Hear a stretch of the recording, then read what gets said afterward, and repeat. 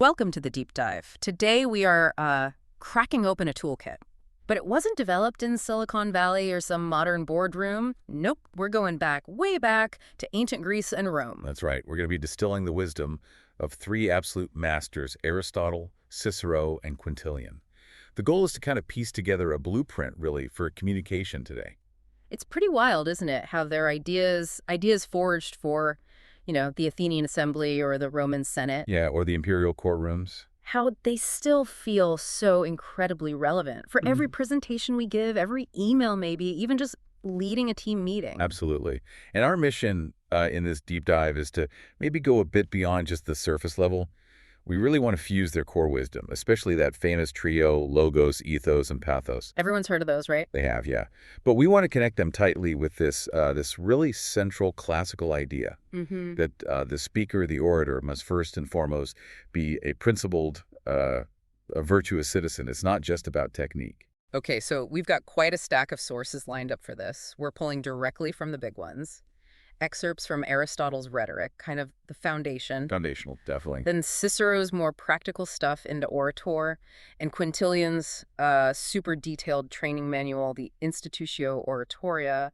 But we're not just staying in the ancient world. We're layering in some, modern perspectives too. Insights on success, integrity, influence.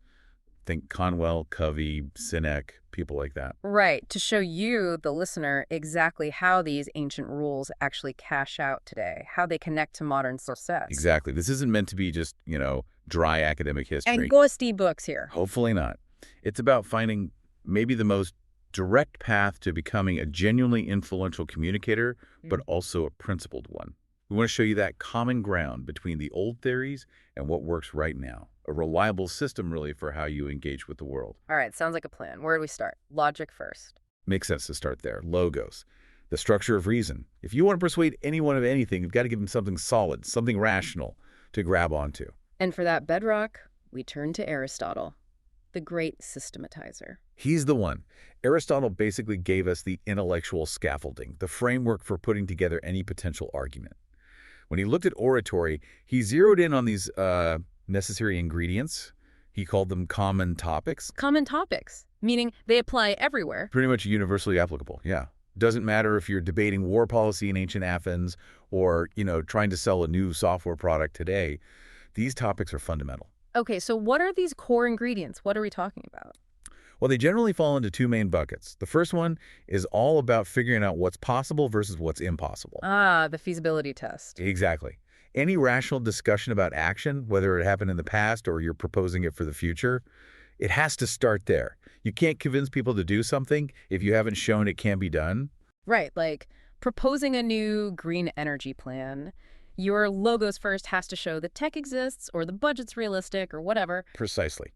If you fail that basic test of possibility, the whole rest of your argument just, crumbles. Doesn't matter how fancy it sounds. Okay, it makes perfect sense. Possibility first. What's the second big area, then? Must be about how we frame things. You got it. The second area covers matters of magnitude. And this is really a core skill in effective speaking. It's the ability to understate things or, conversely, exaggerate them relative to how important they actually are. So spinning things, not quite, but shaping perception. Shaping perception is a good way to put it. Think about modern political debates or even just office discussions. People don't just present raw data. They always frame it using magnitude. Is this tax change a minor tweak or is it a radical, dangerous overhaul? Yeah, the facts might technically be the same underneath. It might be. But the magnitude you assign, the way you scale it, that determines the emotional weight and even the rational weight the audience gives it. Huh. That's fascinating.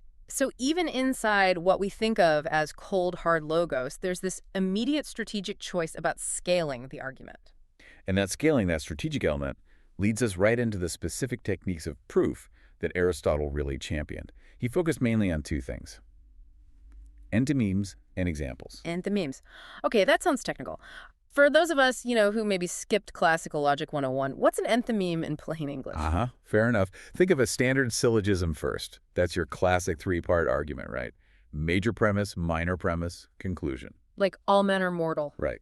Socrates is a man. Therefore, Socrates is mortal. Yeah. Got it. Okay, so an enthymeme is basically a rhetorical version of that. It's a syllogism where one of the premises, usually the major one, is left out. It's suppressed or just assumed. How do I leave it out? Because the audience already accepts it. It relies on that shared understanding, that common ground. You don't need to waste time stating the completely obvious if everyone in the room already agrees on it. Ah, okay. So if I say, we should definitely hire Sarah, she has tons of relevant experience. That's an enthymeme right there. The missing premise is something like, candidates with tons of relevant experience are the best ones to hire.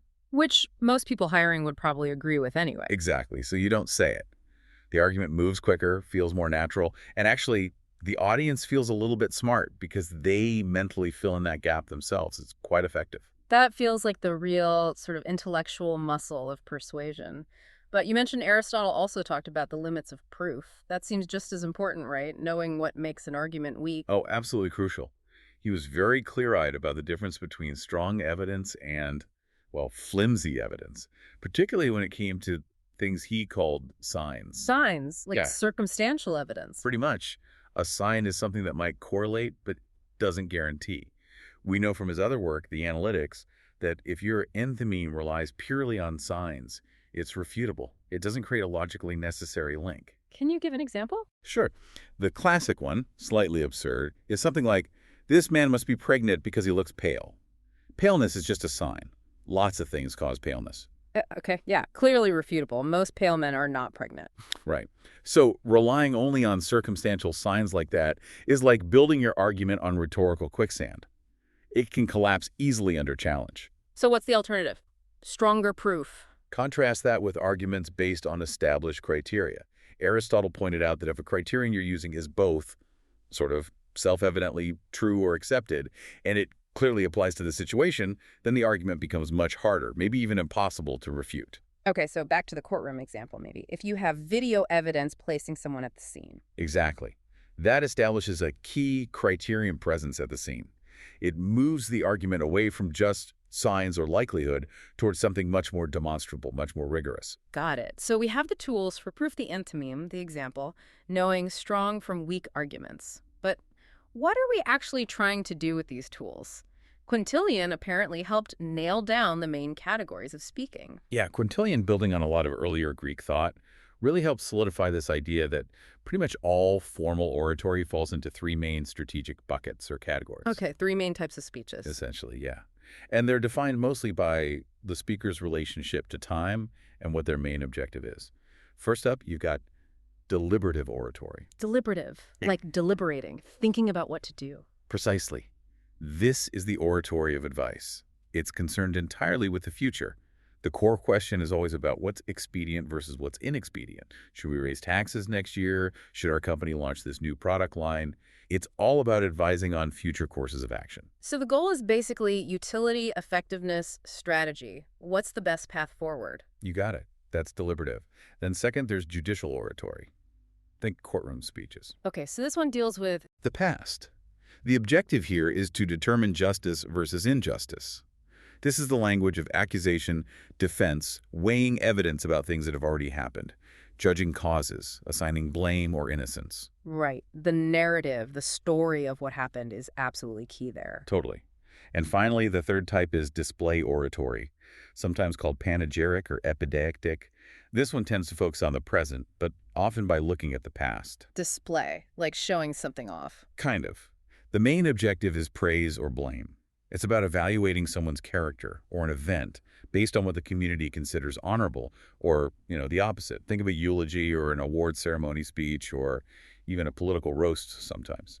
And the goal isn't necessarily action or judgment, but maybe reinforcing values, audience pleasure. Often, yeah. Reinforcing shared values, giving the audience that feeling of community or admiration or sometimes shared condemnation. It often aims for pleasure or emotional resonance. It's actually kind of amazing how neatly those three buckets, deliberative, judicial, display, seem to capture almost all the formal persuasive communication we still see.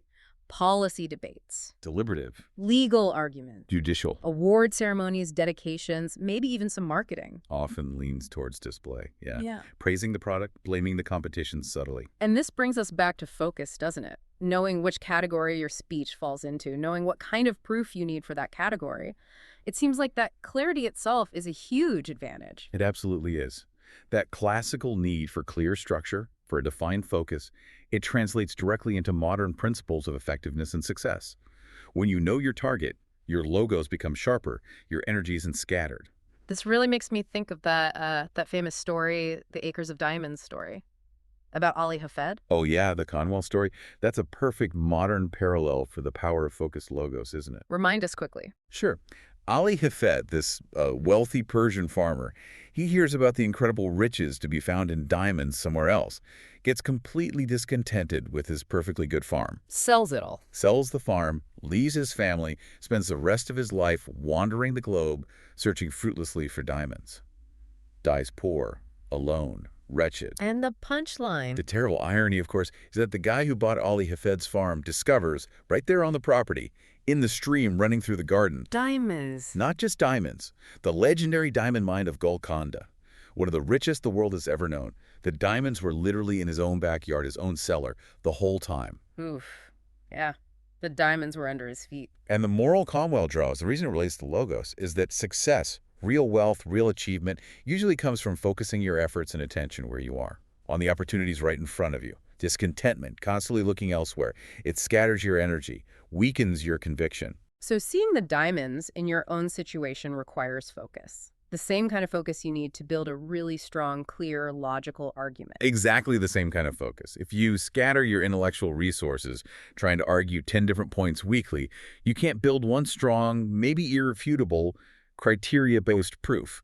You need that concentrated effort. That Subway diet story is kind of another, maybe simpler example of that same focused logos, isn't it? Oh, totally. It's like the ultimate case study in a simple, focused, repeatable idea acting like a really powerful, clear end to meme. Right, Jared Fogle. What was the core idea again? Super simple. A foot-long veggie sub for lunch, a 6-inch turkey sub for dinner. That was basically it. No complicated calculations, no exotic ingredients searched for far away. Nope. Just a very clear, focused, measurable concept applied consistently, day in, day out, and the result. Massive, undeniable, demonstrable results. He lost, what, nearly 100 pounds or something? Yeah, something like that. The argument, his method, was crystal clear, easy to follow, repeatable. Just like a really strong, focused enthymeme should be. It wasn't magic. It was the power of a simple, logically sound structure applied with focus to achieve a core objective. That really proves the point. The foundation of influence often lies in having that clear, logical core. Okay, so we've nailed down logos. You need that undeniable structure, the logic. But as we all know, a perfectly logical argument can just fall flat. Right. If the audience doesn't trust the person saying it. Absolutely. Yeah. Which brings us squarely to ethos, the character, the credibility of the speaker. And this is where Cicero and especially Quintilian get really demanding. They basically insist that to be a truly great orator, you first have to be a good person, a virtuous citizen. Quintilian is pretty hardcore on this, isn't he? I remember reading, he said, eloquence itself is a high virtue. He's uncompromising. He flat out asserts that eloquence is one of the highest virtues, and it's fundamentally tied to reason and speech, which she saw as the sort of special defining virtue in human beings. And then comes that famous line. The one about bad men? Yeah. That perfection in oratory is simply beyond the grasp of a bad man. Wow, okay, that's a really strong moral requirement. But, you know, playing devil's advocate here, what about all those incredibly persuasive speakers throughout history and even today who were, frankly, morally bankrupt? Doesn't that contradict Quintilian? Doesn't persuasion sometimes involve manipulation by people who aren't virtuous at all? That is the absolute core tension, you're right. And Quintilian actually anticipated this objection. He used an analogy. He said, look, a robber might fight bravely in a skirmish, but courage doesn't suddenly stop being a virtue just because a wicked person happens to perform one brave act. Okay. So how does that apply to speaking? Similarly, he argued, a wicked person can be incredibly skilled in rhetoric. They can master all the techniques, deploy them brilliantly, sound very persuasive for a time, but they can't achieve true eloquence or perfect eloquence in his view. So there's a difference between skillful speaking and truly virtuous oratory. Exactly. True eloquence. the kind that has lasting positive influence, the kind that genuinely serves the community and builds trust over time, that requires integrity. It's the difference between maybe temporary influence achieved through clever tricks and lasting authority that's built on a foundation of solid character. So the technique might work in the short term, get you the vote or the sale, It might. but the lack of virtue eventually undermines the speaker's credibility, the permanence of their influence, and its overall ethical value. That's Quintilian's argument, yes. And Cicero backs this up. He insisted the ideal orator should always strive for dignitas, which is more than just dignity. It's like moral authority, gravitas when advising the public. Did Cicero admit that doesn't always happen in reality? Oh yeah, Cicero was a practical politician. He knew the score. He acknowledged that in the real world, arguments based on pure utility or even fear often win the day. But he maintained the ideal orator, the one we should aspire to be, holds to the honorable path. And how does one do that? How do you get this dignitas? Well, for Cicero, it required incredibly broad learning. He famously insisted that the orator needed serious training in all the liberal arts, history, law, philosophy, especially philosophy. He even said the orator had to borrow core concepts like justice and faith directly from philosophers, specifically name-dropping Plato. Why philosophy? Why was that so critical for a speaker? Because think about it, without a grounding in philosophy, how does the speaker even define what is good? What is just? What serves the common good? If the orator is just a brilliant technician with words, but has no moral compass? They're just a weapon for hire, basically. Could argue any side. Exactly. They're aimless, potentially dangerous. They need that comprehensive knowledge, that philosophical depth to advise ethically. Otherwise, their persuasive power could be terribly misapplied. This idea of needing comprehensive virtue, it reminds me again of Aristotle. Didn't he break down the specific character traits that a persuasive person, someone with good ethos, should seem to embody? He did. Aristotle gave us a really practical list, actually. These are the virtues that form the backbone of reliable ethos, the qualities an audience looks for. He defined justice. Fairness, basically. Yeah, as a virtue of ensuring people have what rightfully belongs to them, acting in accordance with the law. Fairness, rule following. Then there's courage. Not just bravery in battle. No, interestingly, he defined it as performing beautiful or noble actions in dangerous situations, specifically in service to the law or the community's greater good. So it's moral courage, not just physical bravery. That adds a whole different layer to it. It's not just being tough, it's being principled under pressure. Precisely. Then he listed temperance. Self-control. Yep. Conducting oneself as the law prescribes regarding bodily pleasures. Moderation, self-discipline. It signals reliability, that you're not ruled by base impulses. And finally, maybe the most crucial one for an advisor, practical judgment. The Greek word is phronesis. Good sense. Street smarts. Kind of. It's the power to deliberate well about the things, both good and bad, that genuinely influence happiness and well-being, having good judgment about practical matters. Okay, so let's recap Aristotle's list for ethos. If an audience sees you as fair, justice, morally strong and principled, under pressure, courage, self-control, temperance, and having good common sense, practical judgment, then your ethos, your credibility, is pretty much rock solid. That's the idea. And what's fascinating is how perfectly this framework of internal character leading to external trust shows up in modern sources, too. Think back to Conwell and his discussion of wealth and honesty. Right, he made that claim. 98 out of 100 rich men are honest, which sounds maybe a bit high today, but his point was... His point was that, in his observation, honesty wasn't just a nice-to-have moral bonus for wealthy people. It was often the reason for their wealth. It's why people trusted them with huge sums of money, why they were put in charge of massive enterprises. Their ethos, built on perceived honesty, was their core asset. So integrity isn't just a moral virtue. It's actually a practical, almost economic necessity for achieving and holding on to large-scale influence and success, at least in a society based on trust. That was certainly Conwell's argument, and he linked it directly to the principle of service. He argued that real prosperity is built on the law of mutual exchange. You can't get rich, he said, unless you somehow enrich others in the process. Money, in that view, is just a yardstick. Measuring the service you provide. Exactly. If you serve people well, honestly, effectively, the measure goes up.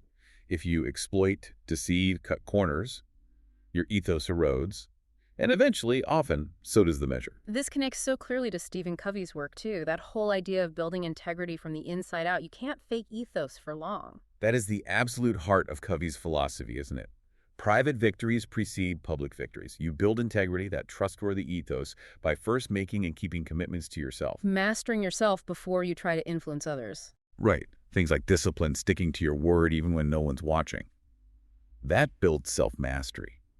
And you simply can't build deep trust with others, which is a public victory, if you haven't achieved that basic level of self-trust and discipline, the private victory.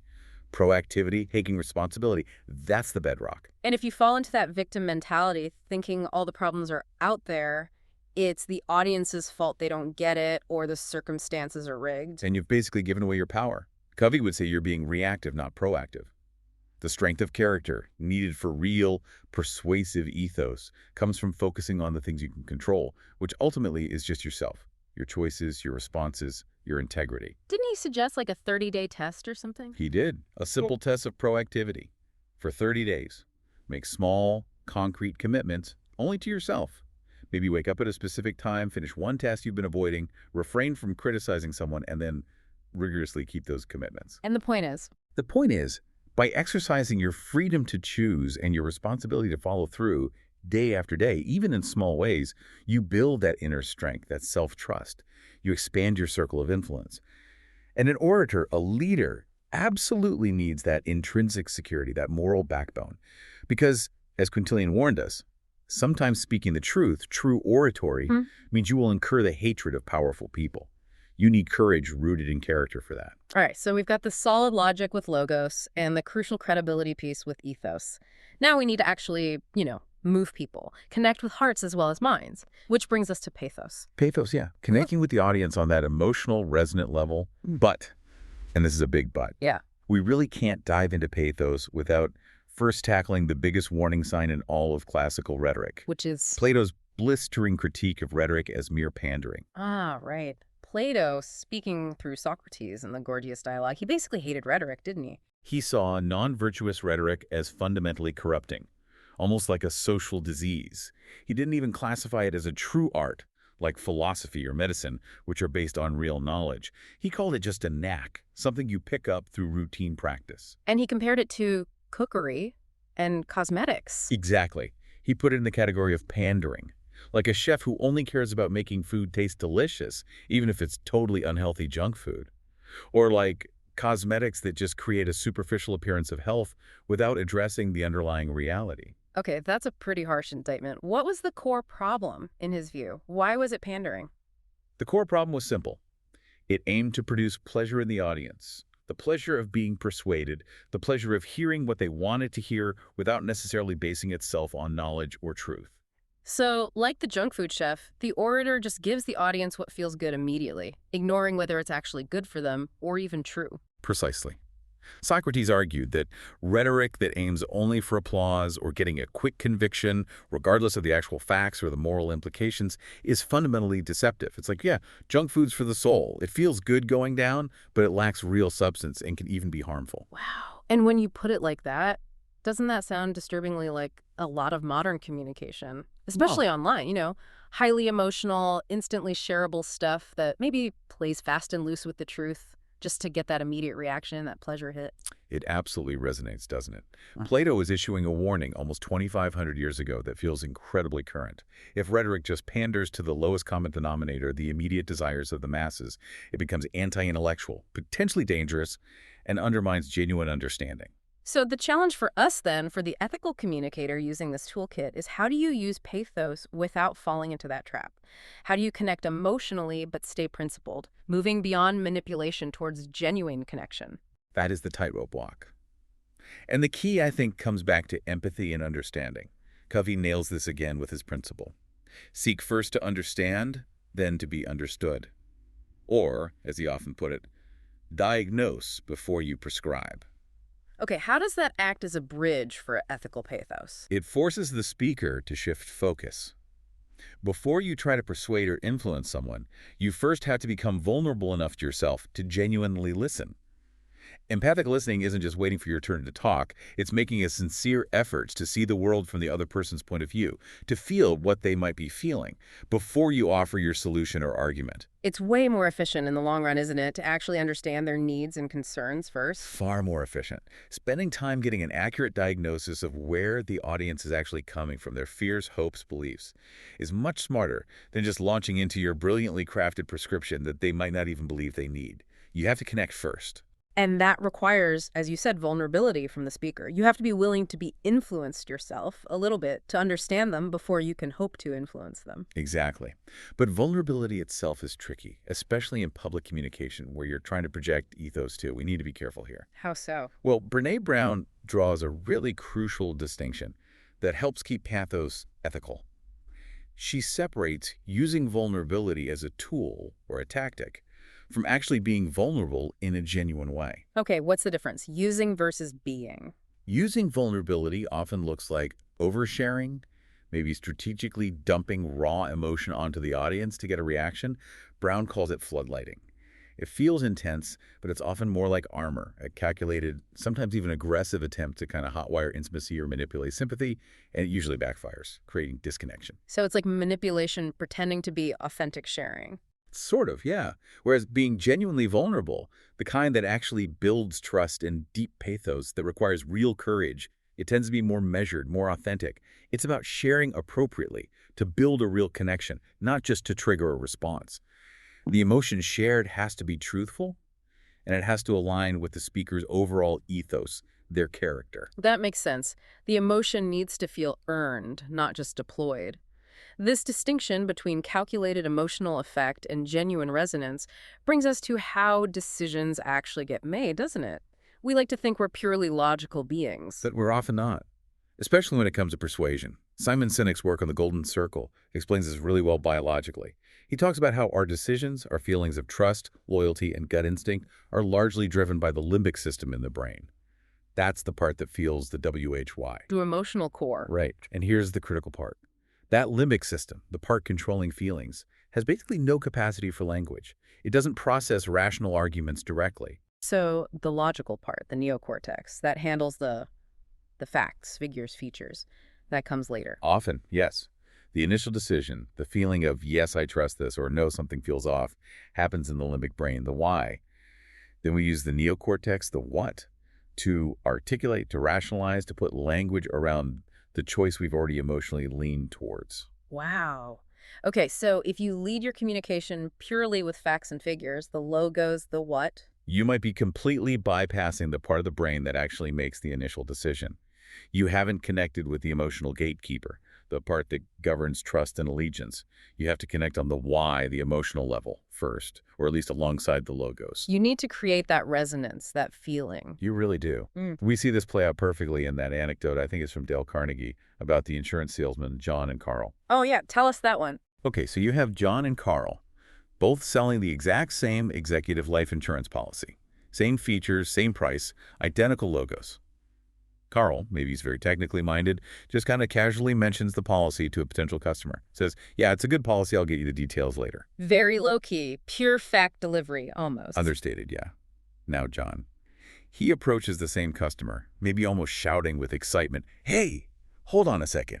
I have got some absolute fantastic news for you. He's practically buzzing. He excitedly tells them about this great new policy. So he leads with energy, with pathos. Totally. His sheer enthusiasm, his excitement, it was infectious. And according to the story, it aroused in the customer an eager want for the policy before John even laid out all the logical details. The facts were the same, but John used pathos to create the emotional framework that made those facts suddenly seem desirable, exciting. That eager want, that feels like ethical pathos, doesn't it? It's not lying about the policy, it's just making the audience receptive and actually motivated to hear the logical case. Exactly. It opens the door for logos to walk through. And, we shouldn't forget about humor either. Using wit and humor is another key way to generate that audience pleasure, that resonance, which Quintilian absolutely understood. He actually cataloged different types of humor for speakers. He did. He talked about using figures of speech designed specifically to engage the audience emotionally. Things like sarcasm, used carefully, of course, or a more biting kind of mockery he called muktrismos. Sounds risky. Can be. But he also championed urbane wit, asteismos, which is more sophisticated, relies on cleverness, maybe shared cultural knowledge. It makes the audience feel smart for getting it. And what about other strategies besides outright jokes? He also discussed rhetorical tactics like feigning repentance, pretending you made a mistake, or feigning ignorance on a point. These weren't meant to deceive necessarily, but to make the speech feel more natural, more human. It breaks down the barrier between the expert speaker and the audience, lends humility. Right. So wit, used well, signals intelligence, but also maybe humility. It makes the audience like you more, feel more connected, which boosts your ethos while also serving pathos, makes them more receptive. Precisely. It's all interconnected. Okay, so we've assembled the classical toolkit. We've got the disciplined thinking of logos, the essential integrity and credibility of ethos, and the crucial emotional connection of pathos. But the real test, maybe the ultimate classical test of a communicator, is how do you put all this together when the stakes are really, really high, in moments of moral crisis, when you have to apply virtue under pressure? That's where it gets truly challenging, because as Quintilian pointed out, true oratory, speaking truth to power, often runs into real peril. Speakers frequently find themselves incurring the hatred of the powerful, the great.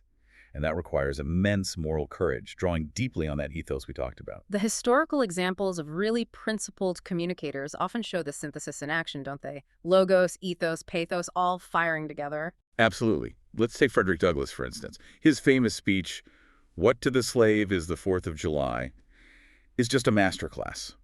It's pure, sharp logos fueled by incredibly powerful, righteous pathos. How did he structure it? What was the logos? The core logos was built around exposing the flagrant, undeniable inconsistency at the heart of America at that time. He didn't just rant or name-call. He used logic to pinpoint the contradiction. You celebrate liberty, independence, freedom on this day, While simultaneously upholding and perpetuating the brutal enslavement of millions of people. He laid bare the hypocrisy, using the nation's own cherished values against itself. And the pathos. Oh, the pathos was searing. He masterfully contrasted the joyful sounds the audience associated with the 4th, the bells, the bonfires, the celebratory cannon fire, with the unheard, anguished cries of the enslaved. He took their positive emotions and flipped them, transforming that national pride into a profound sense of national shame and moral urgency. Wow. So he used their own celebration, their own criteria for liberty, to indict them, showing how they failed their own test. That's powerful logos and pathos working together. Incredibly powerful. Then think about someone like Sojourner Truth. Her influence often seemed to rest almost entirely on her sheer ethos, her presence, her unshakable conviction. Right. The story from the Women's Rights Convention in Ohio. She faced a hostile crowd. A very hostile crowd. People were shouting insults, trying to silence her, partly because she embodied what the source calls the two most hated elements of humanity. At that time, she was black, and she was a woman arguing for rights. She stood in direct opposition to deep-seated prejudice. Just standing there was an act of defiance. It was. And the accounts say she just stood there calm and dignified amidst the uproar. She didn't necessarily win them over with intricate logical arguments in that moment. Her very presence, her composure, her quiet strength, her manifest character that was the argument, her ethos spoke volumes. She demonstrated that moral courage, that conviction, right in the face of ugly adversity. It's like she embodied the Quintilian ideal right there.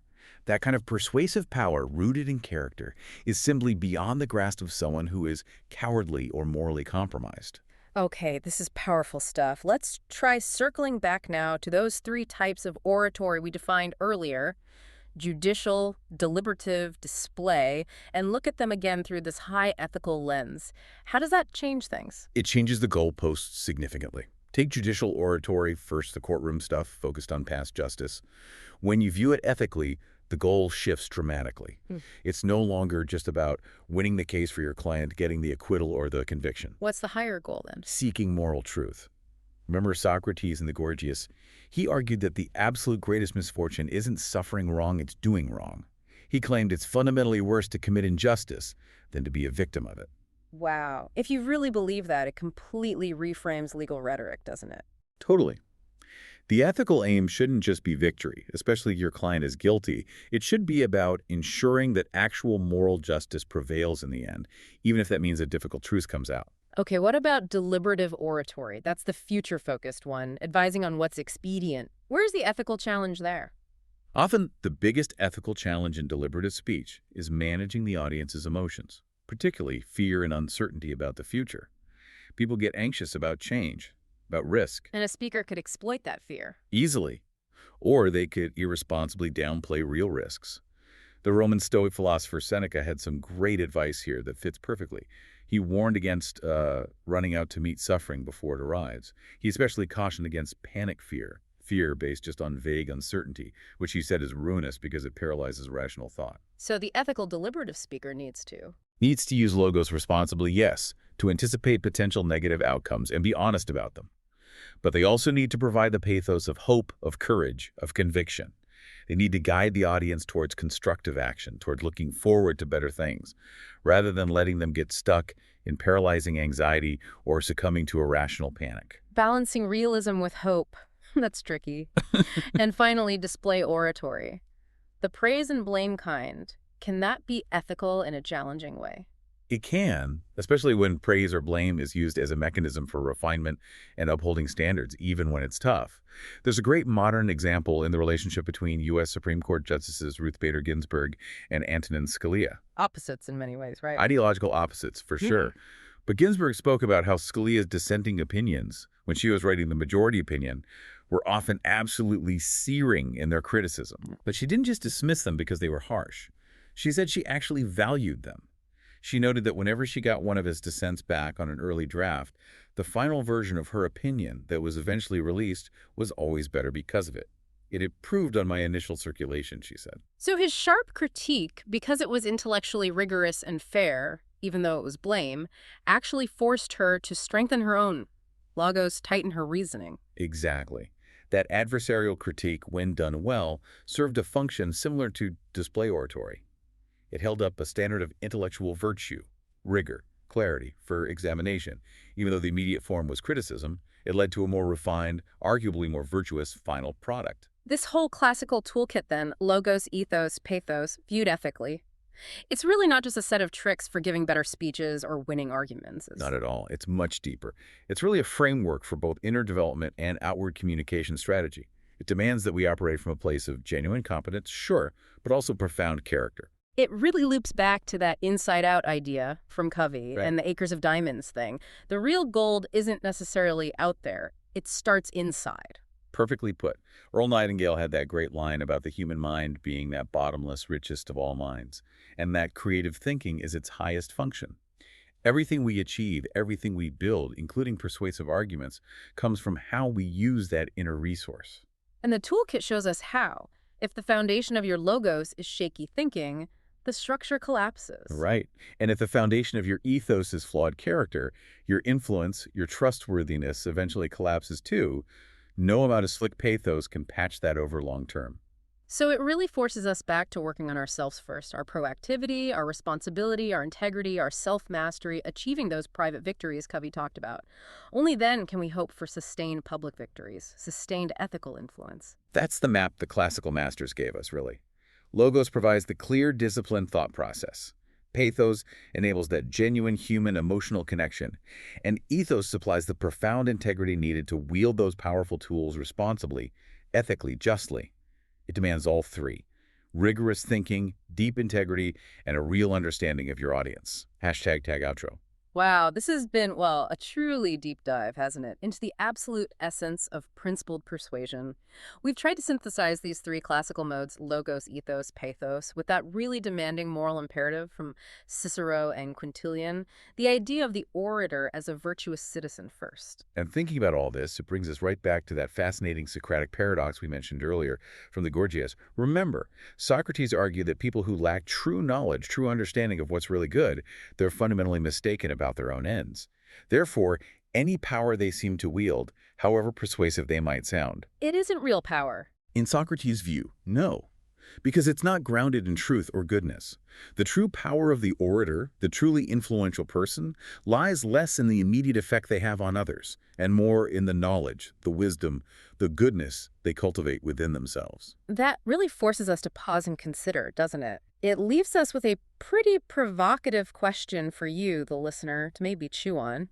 When you look around today at all the communications swirling around us, the social media debates, the political sound bites, the advertising, the mass campaigns, How much of it do you think is truly powerful according to this ancient demanding standard, Yeah. rooted in genuine knowledge aimed at real goodness? And how much maybe is just really skillful pandering, cleverly designed maybe only to trigger that pleasurable, immediate, fleeting response, like a share, a quick agreement, without actually conveying enduring truth or real moral substance. It's a constant challenge, isn't it, for all of us, to try and ensure that our own words and the principles we choose to advocate for are built not just on slick technique or routine, but on that essential foundation of principled character.